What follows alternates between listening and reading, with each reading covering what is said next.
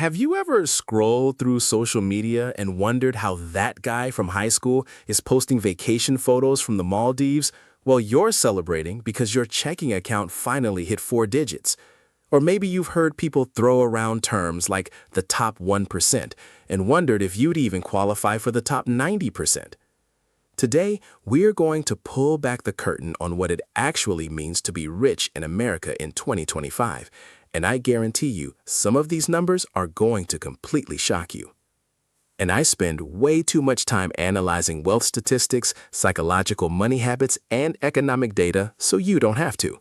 If you're curious about where you actually stand on the financial ladder and want to understand the exact mathematical and behavioral differences that separate the wealthy from everyone else, make sure to hit that subscribe button. Let's start with something that might blow your mind right off the bat. When most people think about being rich, they imagine private jets, multiple mega mansions, and enough money to buy a small island.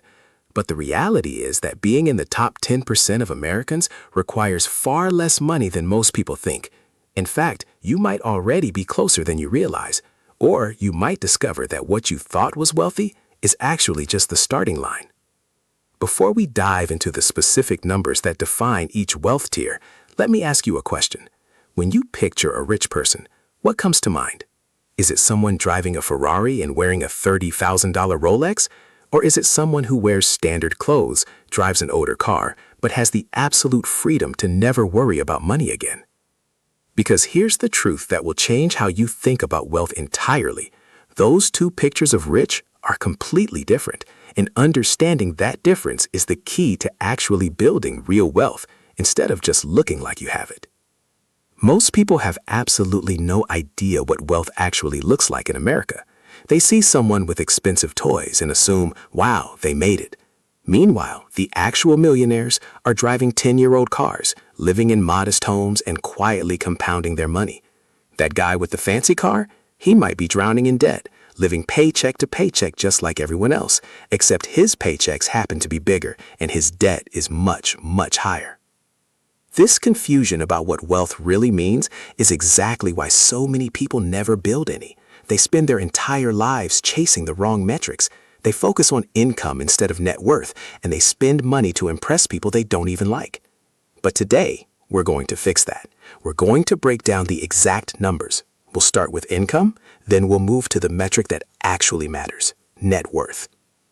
Let's start with income, because that's usually what people talk about first when they're discussing who's rich and who's not. As of recent data, the median household income in America sits at roughly $83,730 per year. That means exactly half of all households earn more than this amount and half earn less. To be in the top 50% in America, you only need to make more than that $83,730 threshold. Congratulations, you're officially above average. But honestly, that isn't saying much when you consider that $70,000 to $80,000 barely covers basic living expenses in most major U.S. cities these days, once you factor in rent, groceries, and car payments. Moving up the ladder, to crack the top 25% of income earners, you now need a household income of approximately $150,000 annually. Now we're getting somewhere. This is where families start to have some real breathing room. They can actually save money instead of just surviving from one Friday to the next. But what about the top 10%? To be in the top 10% of income earners, your household needs to bring in about $251,000 per year. This is where things get genuinely comfortable. These households can afford nice homes and great school districts, take decent vacations without putting them on a credit card, and actually put meaningful amounts of money away for retirement. But remember, this is household income, meaning two people earning $125,000 each puts you in this bracket. It's totally achievable for two working professionals.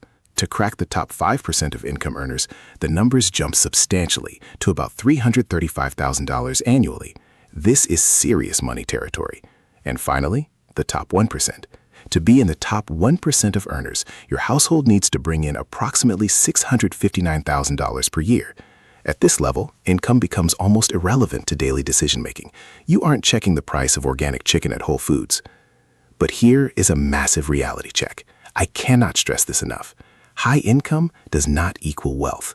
There are people earning 7 figures who are technically broke because they spend 8 figures. If you make $300,000 a year, but you spend $300,000 a year on a massive mortgage, luxury car leases, private schools, and country club memberships, you are a highly paid poor person.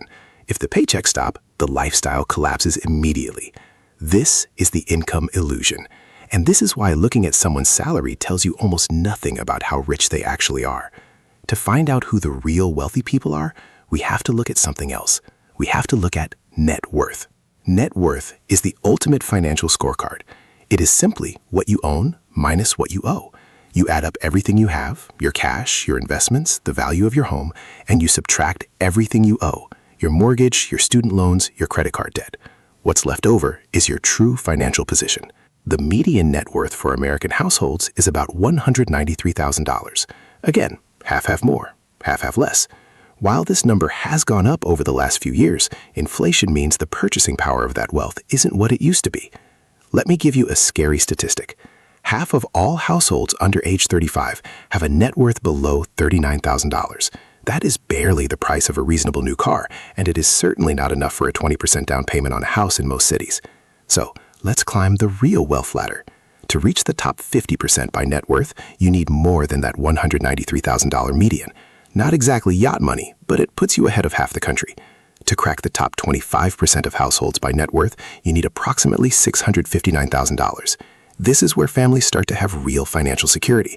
They usually own their homes, have substantial retirement savings, and could weather a significant financial storm, like a job loss or a medical emergency, without going broke. Now, breaking into the top 10% requires a net worth of approximately $1.9 million. Now we're talking about serious wealth. These households have multiple investment accounts, they probably own some investment real estate, and they have built enough assets that their money is finally starting to work for them instead of them working for their money. And to get to the top 5%, you need a net worth of at least $3.8 million. This is a massive jump. At this level, families have genuine wealth that can last for generations if they manage it properly. And finally, the elusive top 1%. To join this club in 2025, you need a net worth of at least $11.6 million, with some economic estimates placing the threshold as high as $13.6 million. Think about that for a second. The difference between the top 10% at $1.9 million and the top 1% at $11.6 million is a gap of roughly $10 million. That is not just a step up, that is a completely different stratosphere of existence. But here's what makes these numbers fascinating. The gap between each tier isn't a straight linear line. The difference between being middle class and upper middle class is substantial, but the difference between being upper middle class and truly wealthy is absolutely massive. Most people think that moving from one tier to the next is just a matter of working a little harder, earning a slightly better salary, or saving a little more aggressively. But the reality is that every single jump requires a fundamentally different strategy, a different mindset, and a completely different approach to how you view money. Let's talk about what life actually looks like at each of these levels, because the numbers alone don't tell the whole story. When you're in the bottom 50% by net worth, you're essentially living in financial survival mode. Every unexpected expense is a potential disaster. Your car breaks down and suddenly you're choosing between fixing the transmission or paying your rent. You're not building wealth. You're just trying not to drown. Moving into the top 50% feels like finally being able to breathe underwater. You have an emergency fund. You have a 401k. You aren't panicking at the grocery store, but you are still 100% dependent on your paycheck. The top 25% is where financial stress fades into the background. You own a home, you're building wealth. This is classic middle-class success. But the jump from the top 25% to the top 10% is where the magic happens. It's not just about having more money. It's about having different kinds of money. These households aren't just saving more of their paychecks. They are generating income from their investments. Their money is creating passive income streams. At the top 10% level, families have dividend-paying stocks, real estate portfolios, or small business equity. They are thinking strategically about tax optimization. They are earning money from their money. The top 5% takes this even further. Their investments are generating so much substantial income on their own that they might still work because they want to, but they aren't entirely dependent on a boss for their lifestyle. Their wealth has become self-sustaining. And the top 1%? They've essentially escaped the traditional relationship between time and money entirely. Their wealth generates more wealth automatically, often faster than they could ever spend it. They aren't thinking about retirement. They are thinking about generational wealth transfer, trusts, and philanthropic impact. Let's talk about the specific financial decisions that get people to these tiers. People in the top 10% don't just earn more. They maximize retirement accounts. They invest in appreciating assets, things that go up in value, like stocks and real estate, instead of depreciating assets, like brand new cars and designer clothes. They understand the difference between good debt, a mortgage on a rental property that pays for itself, and bad debt, 20% interest on a credit card for a vacation. The top 5% and 1% create their own opportunities. They start businesses, they invest in private equity. They understand that true diversification isn't just owning Apple and Microsoft stock. It's owning stocks, real estate, business equity, and commodities. Here's the secret why so many people get stuck. The strategies that work at one level do not work at the next level. The extreme budgeting that gets you out of credit card debt, that won't get you into the top 10%. To get there, you have to transition from saving to aggressive investing. If you try to climb Mount Everest with the same gear you used for a weekend hike in the local hills, you will freeze. If you try to reach a $5 million net worth using the exact same strategy you used to save your first $10,000, you will plateau. Now, here is something that's going to mess with your head. The difference in lifestyle between someone making $50,000 a year and someone making $200,000 a year is completely obvious. The 200K earner has a much better house, a much nicer car, and goes on fancier vacations. But the difference in lifestyle between someone worth $2 million and someone worth $20 million, it's surprisingly subtle. Both families live in incredibly nice homes. Both drive luxury cars. Both send their kids to great schools. The $20 million family might have a slightly bigger house or fly first class instead of business, but their day-to-day lives are virtually identical. The real difference isn't in what they buy. It's in their relationship with money itself. The $2 million family still thinks about money regularly. They check their investment accounts. They comparison shop for major purchases. They have a budget, even if it's a very generous one. The $20 million family has transcended financial decision-making.